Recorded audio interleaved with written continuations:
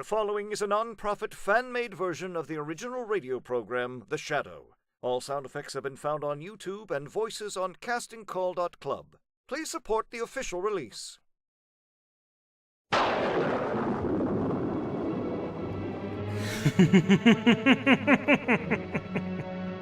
Who knows what evil lurks in the hearts of men? The Shadow knows.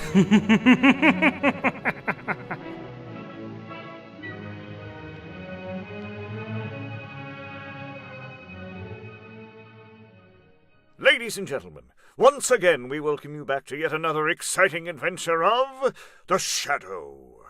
In this second season, The Shadow will demonstrate forcibly to old and young alike that crime does not pay.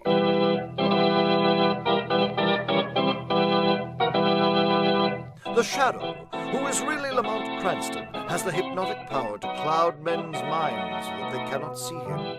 Cranston's friend, Margot Lane, is the only person who knows to whom the voice of the invisible shadow belongs. Today's episode, The Case of the Vanishing Killer.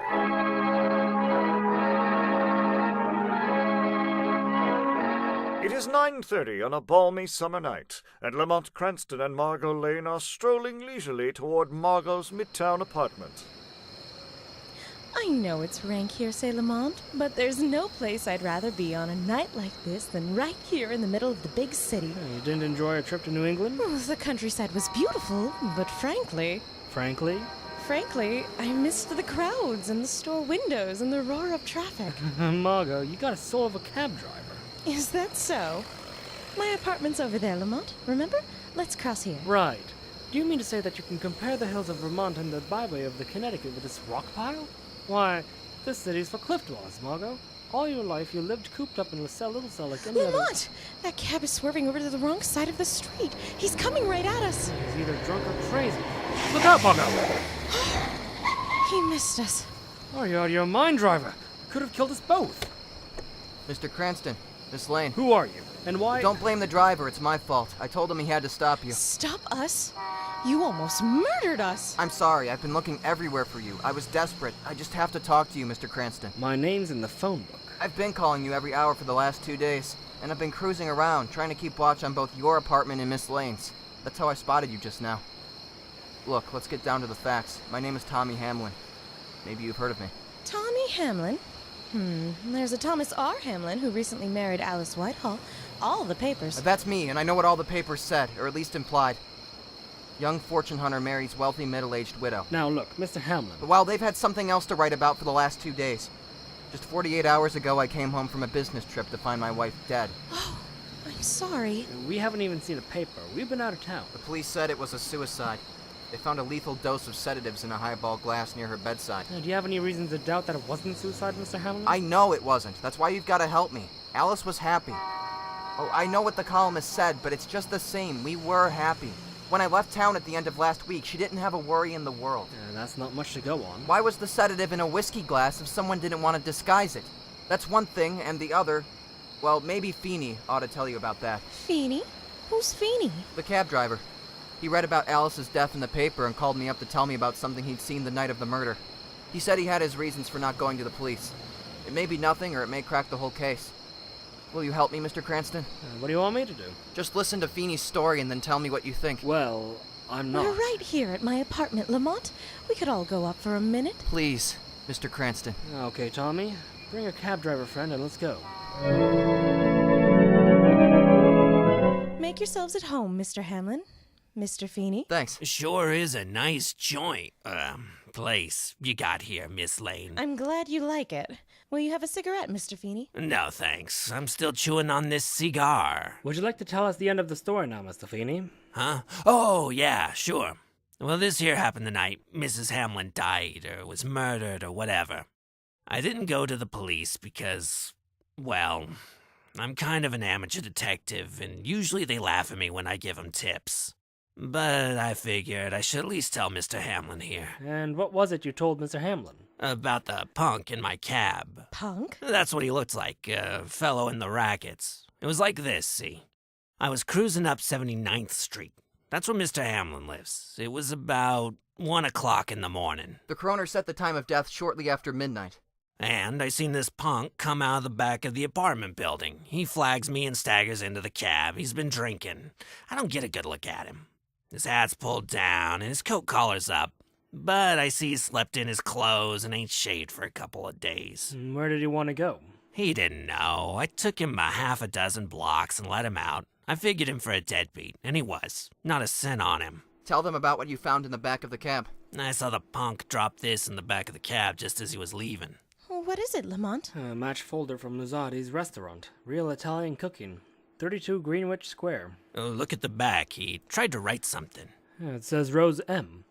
I can't make out the rest of the name, and this looks like a phone number.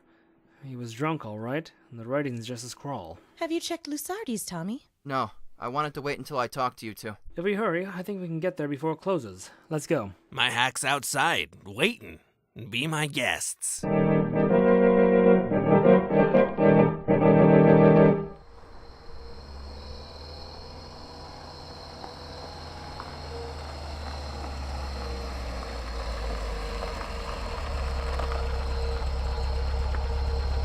Here we are, folks. Lusardi's restaurant. Real Italian cooking. I'll wait out here for you. Good, Feeney. Thanks. After you, Margot. It looks like a cute little place, doesn't it? The proprietor must still be around.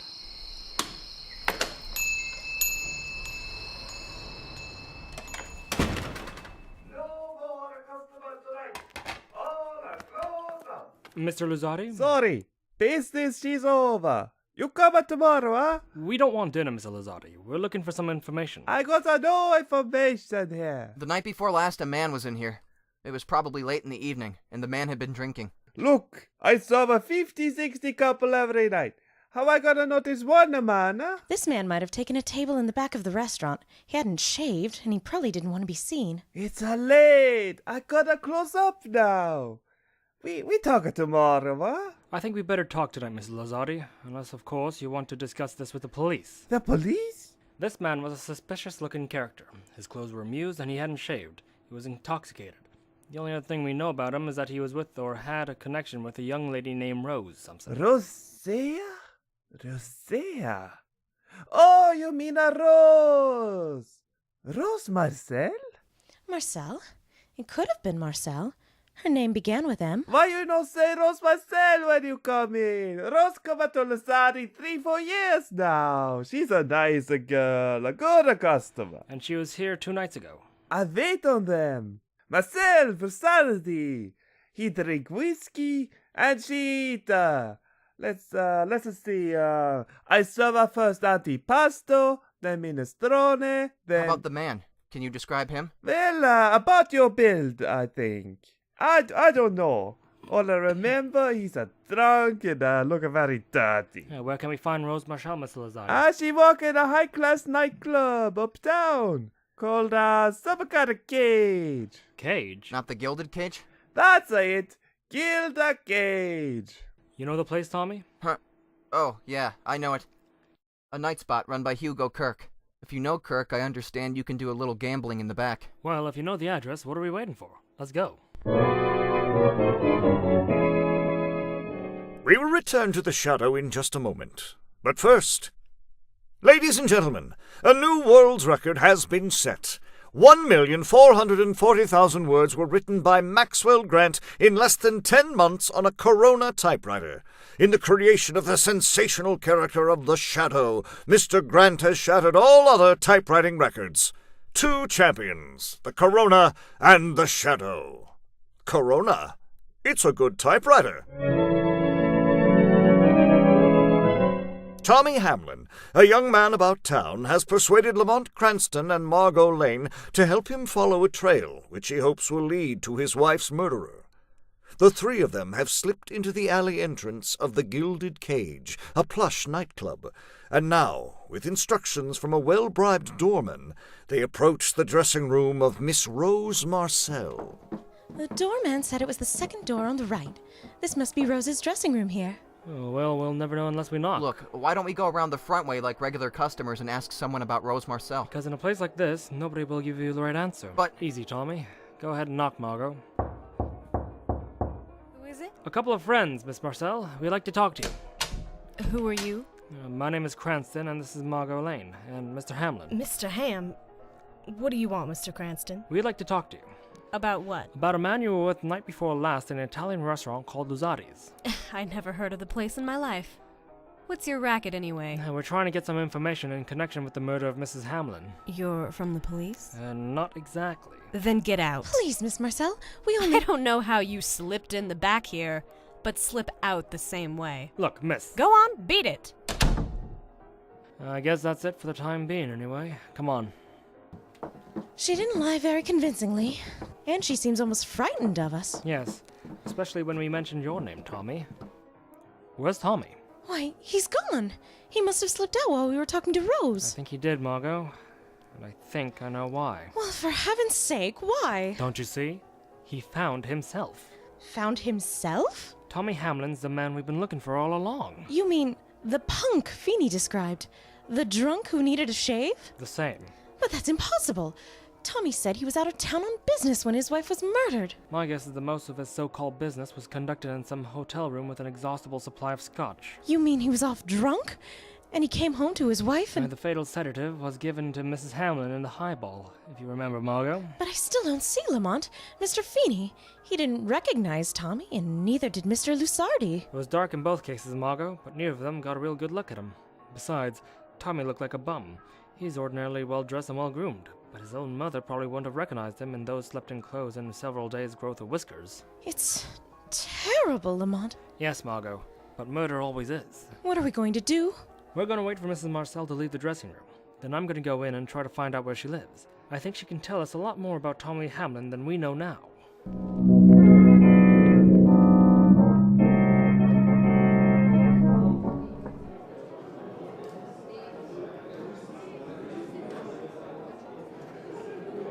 Mr. Hamlin. Huh? I'm Hugo Kirk. You wanted to see me, I believe. Yes. Yes, I did, Mr. Kirk. Shall we talk here, at the bar, or would you prefer someplace a little more private? Private.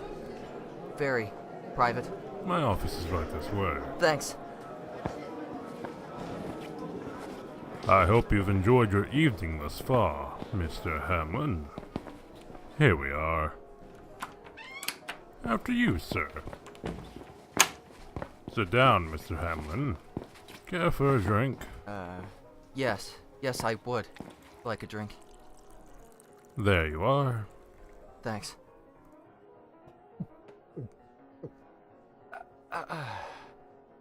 That's better. I gather your business is urgent. I never drink ordinarily, but this is something of an emergency. The same kind of emergency you experienced the night before last? What do you mean by that? I would hardly have called you sober that night, Mr. Hamlin. You saw me here the night before last? It's fortunate I did. Before any of my men tried to throw you out, I gathered from your appearance you have been drinking for some time. What did I do? You seem primarily interested in one of our hostesses, a young lady named Rose Marcel. Rose? Although it's flagrant violation of the house rules, I allowed you to leave here with her. And that was the night before last? It was, sir. I think I'll have another drink. Now just a moment, Mr. Hamlin. Another drink! Very well.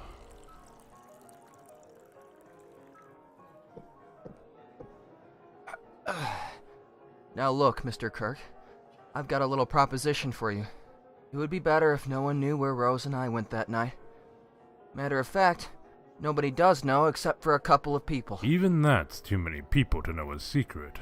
Can you fix it so they forget? Who are they? A guy named Lamont Cranston and a girl named Margot Lane. With proper persuasion, I could forget everything. For the proper amount of money, of course. It's worth $2,000 to me.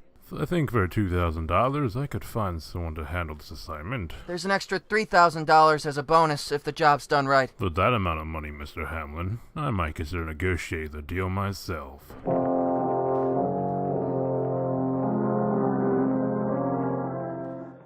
Lamont, hurry! Someone's coming down the corridor. We're all set. I got it.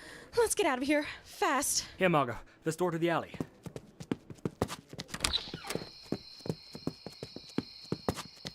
Oh, I thought you'd never come out of that dressing room. We had to find Rose Marcel's home address, Margot, and I didn't know any other place to look. You've got it? Yes, apartment A, 376 East Avenue. What are we going to do now? You're going to my apartment and wait. I'm going to give Miss Marcel a chance to change her clothes and check out the gilded cage. And then I'm going to pay her a social call.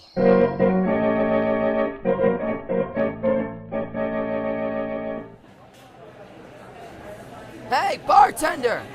Where's the phone booth? Oh, I see it. Let's see now. 2, 7, 6, 9, 3, 5.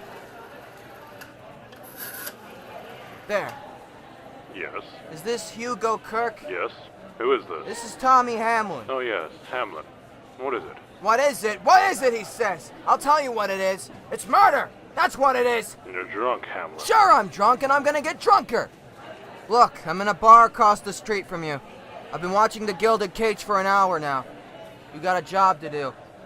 What's holding you up? You'll be referring to the discussion we had in this office. Oh, didn't that matter in the earliest possible moment? I got news for you! Earliest possible moment? Don't you realize that every minute Cranston and that Lane girl are on the loose, my life is in danger? Mr. Hamlin, I suggest you go home and go to bed. Allow me to handle this matter in my own way. And I suggest that you forget the whole deal. I'll handle this myself. You're drunk, Hamlin. You aren't able to. You don't think I can do it, do you? Well, you'd be surprised of what I'm capable of, Kirk. You'd be surprised.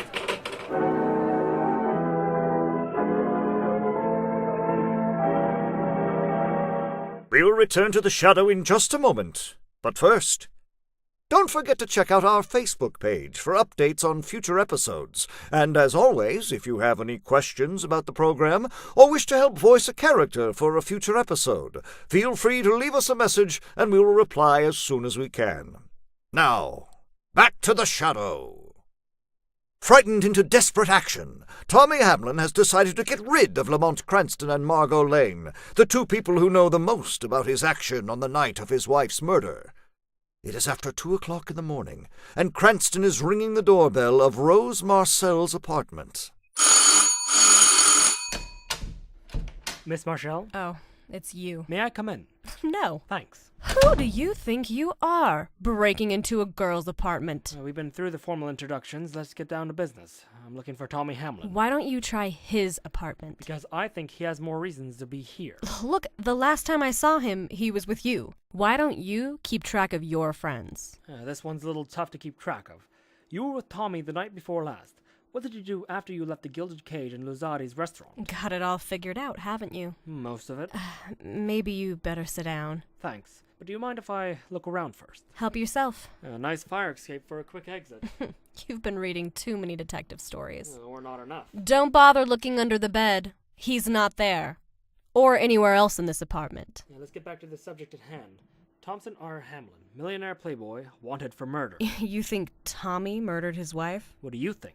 I think you're sticking your nose into some place it doesn't belong. You took Tommy down to Lusardi's to get some food inside him and sober him up, didn't you? But it didn't work. He kept on drinking, so you gave up and decided to take him home to his apartment, right? You're the one telling the story. You found Mrs. Hamlin there, and she and Tommy fought over his drinking and you. Or maybe it was you and Mrs. Hamlin who fought. Maybe you killed her. Maybe it was you who slipped a poison in her highball and stood there while watched her choke and strangle. How about it, Miss Marcel? No, it wasn't me, honest. I'll tell you all I know about it. Tommy had come into the club once or twice before, and this night he was drunk and he insisted I leave with him. So I took him to Lusardi's and then home. As we got off the elevator, he handed me his apartment keys and asked me to open the door. I had just opened it when... Rose! Rose, can you hear me? Who did it, Rose? Dead. Fire escape. It's empty. Empty!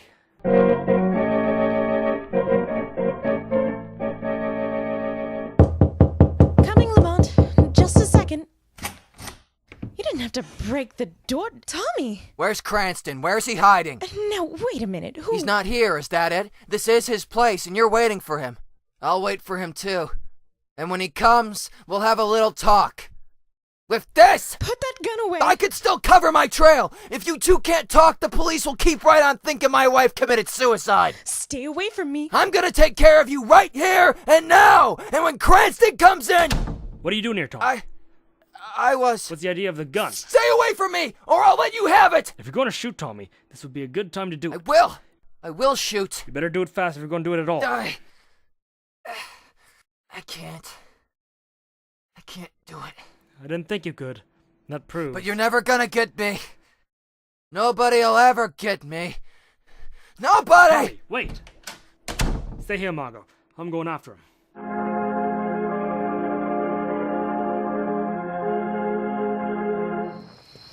I gotta get away.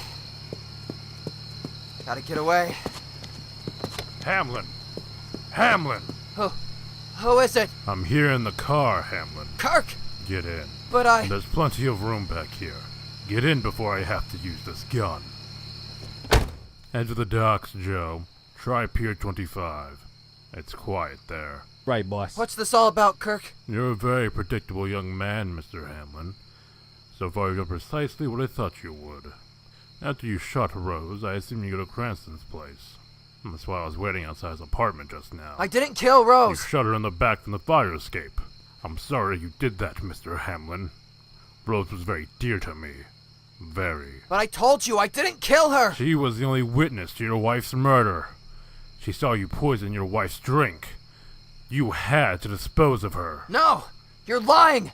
Joe, why did you stop the car? I didn't, boss. Somebody turned off the ignition. What are you talking about? There's nobody but the three of us in the car. You're wrong, Kirk. I stopped the car. Who's that? Who's talking? This is the shadow. There's a voice, but I don't see nobody. No one sees the shadow. I'm getting out of here. No, you don't. What is this? What's happening? There's no one here. The shadow's here, Hugo Kirk. And now, I'll take that gun. Hey, what the? He was gonna kill me, Shadow! 2 murders aren't enough for you, Kirk. I haven't murdered anyone. Hamlin killed. Hamlin didn't kill his wife. What? You killed her, Kirk. You shot Rose Marcel and tried to cover your crime. Kirk killed my wife? Was it the money, Kirk? Was that what you wanted from Mrs. Hamlin? You wanted her to divorce Tommy to marry you, didn't you? She just laughed at you, and you killed her. And you were going to twist the scheme to fit Tommy's drunken condition. What are you talking about? What did she say, Kirk, when she refused you? Did she laugh at you and called you a cheap crook? Shut up! After all your efforts to seem respectable? You couldn't stand to be laughed and sneered at. Could you, Kirk? Could you? She had to die. I wouldn't let her laugh at me. I had to kill her. I had to! Tommy, drive the car to police headquarters, where Mr. Kirk will tell his story to the authorities. No! Yes, Kirk. You have no choice. You will have to pay for your crimes with your life.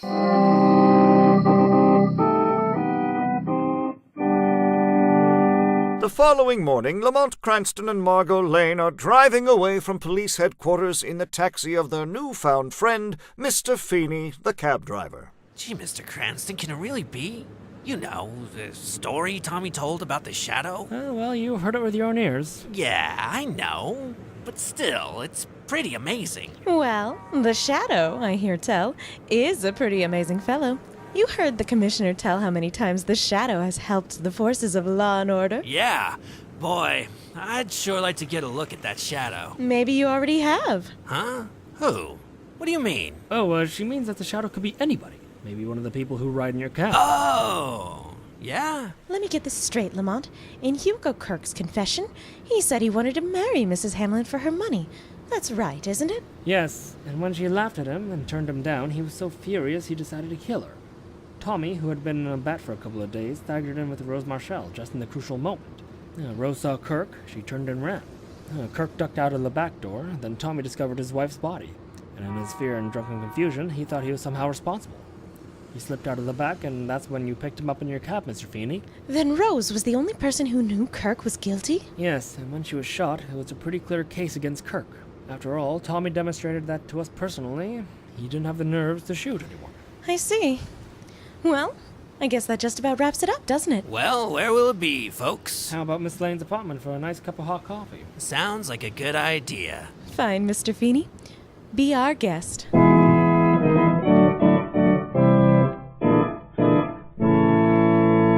Listen next time on this YouTube channel for yet another adventure of The Shadow. Remember, the weed of crime bears bitter fruit, for crime does not pay. The shadow knows.